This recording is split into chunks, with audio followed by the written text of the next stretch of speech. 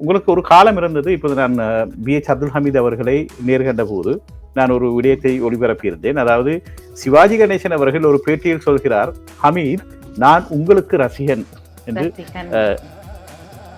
குறிப்பிடுகிறார். அப்படி ஒரு காலம் இருந்தது.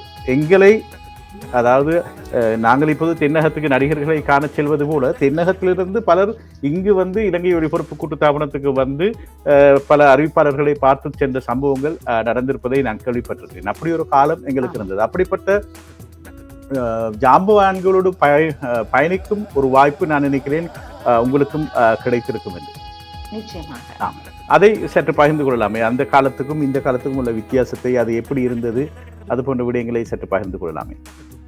ஆமா, ஒரு தொழில், ஒரு துறை என்று நாங்கள் வருகின்ற போது அந்த துறை சார்ந்த அர்ப்பணிப்பு, அச்சம், அதை ஏற்கனவே வழி நடத்தி சென்றவர்களுக்கு நாங்கள் கொடுக்க வேண்டிய கௌரவம் அத்தனையும் எங்கள் மனதில் நிறைந்திருந்தது.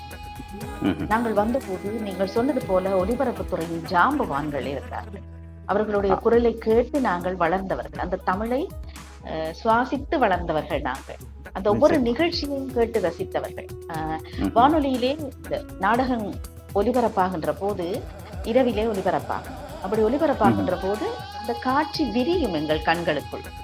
ஒரு திரைப்படமாக நாடகம் காதுகளில் ஒலிக்கும், திரைப்படமாக அதை நாங்கள் மனக்கண்ணிலே பார்த்தோம். அப்படி அற்புதமான ஆர்டிஸ்ட் என்று சொல்லுவோம், கலைஞர்கள் இருந்தார்கள்.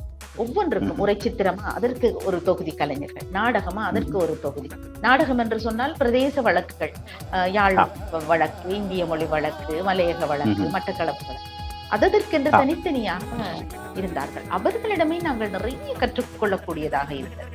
கல்வி சேவை, இப்படி பல சேவைகள் இருந்தன. அது ஒரு பொற்காலம் என்றுதான் சொல்ல வேண்டும்.